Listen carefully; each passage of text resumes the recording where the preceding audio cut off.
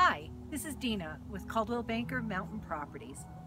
Today my mountain tip is, when you're done on the mountain or if you're looking for something else to do, get out and explore Lake Dillon. It's absolutely beautiful. This time of year, the campground is closed, so you have the whole campground to yourself.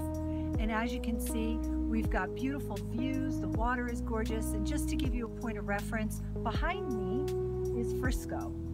Over to that area to the south is Breckenridge, and straight ahead is North Silverthorne area. So get out and explore, have an adventure.